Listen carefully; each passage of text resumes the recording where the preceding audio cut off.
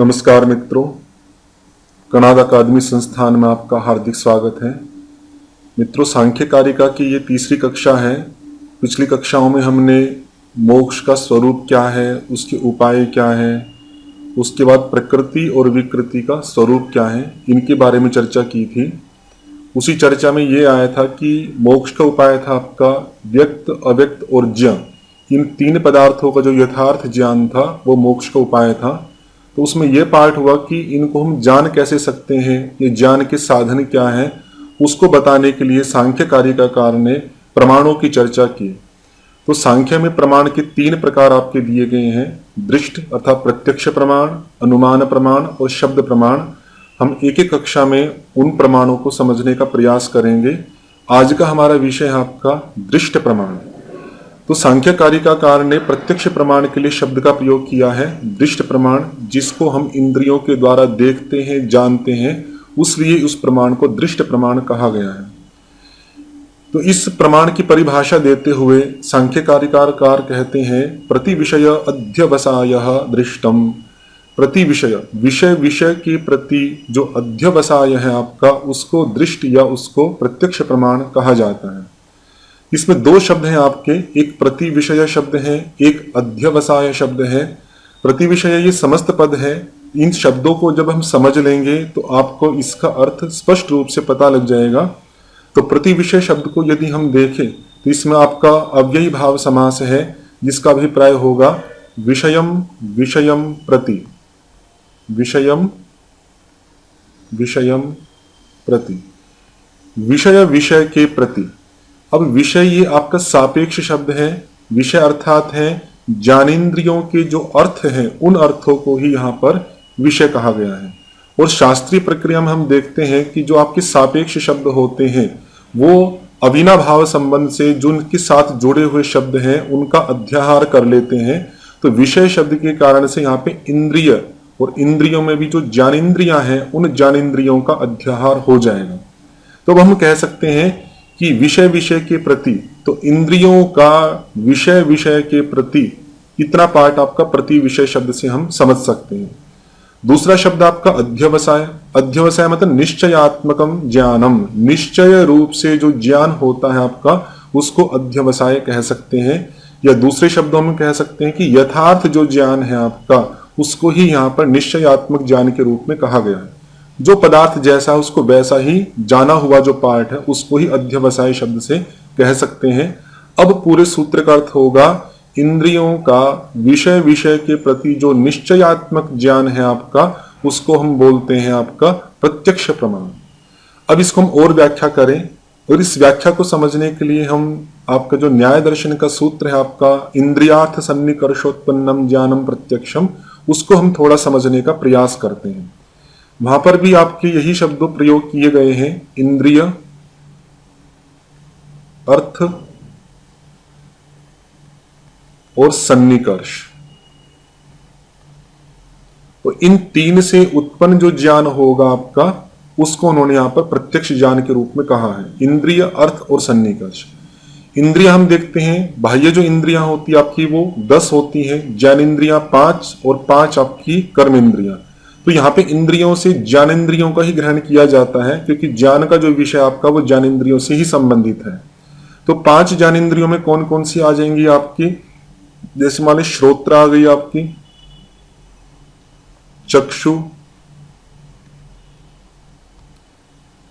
घ्राण, रसना और आपका त्वक। ये 5 आपकी ज्ञानेंद्रियां हैं। और इन 5 ज्ञानेंद्रियों के जो विषय है उनको ही यहां पर अर्थ कहा है।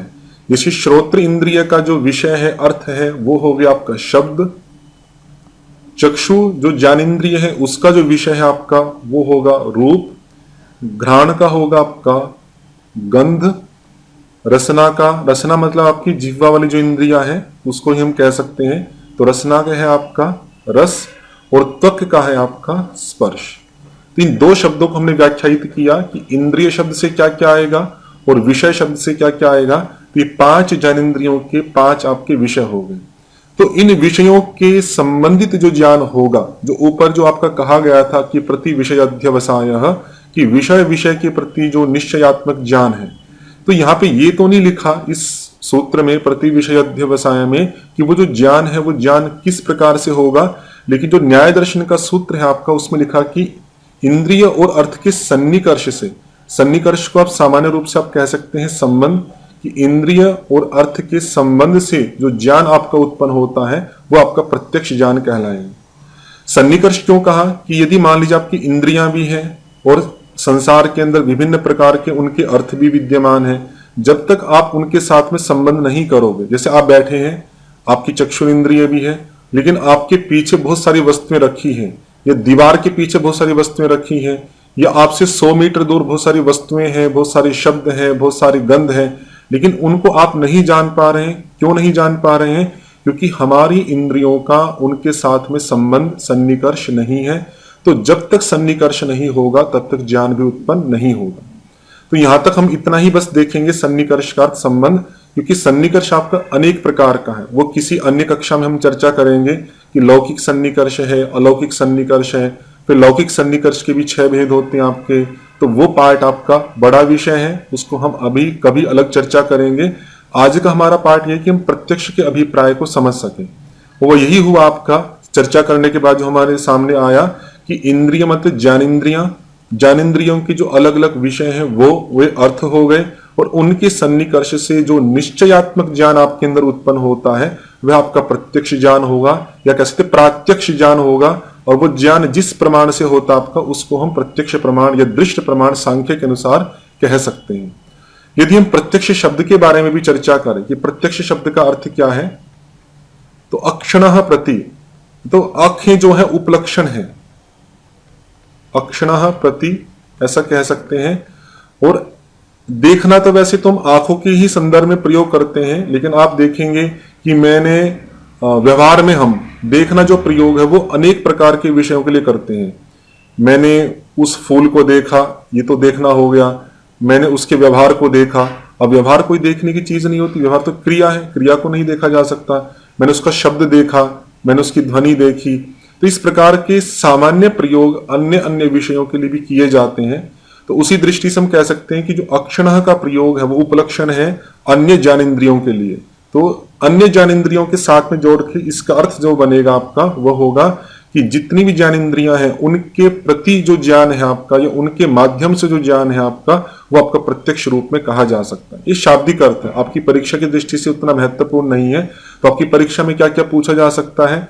एक तो ये ध्यान रखना कि सांख्य के आधार पर यदि प्रश्न पूछेंगे तो आवश्यक नहीं है कि वहां पर प्रत्यक्ष शब्द ही दे, क्योंकि मूल जो शब्द वो दृष्ट है। तो दृष्ट दिया जा सकता है कि सांख्य कारिका के अनुसार दृष्ट इसका क्या लक्षण दिया गया है, वो आपका प्रति विषय अध्यवसाय ये दिया जा सकता है।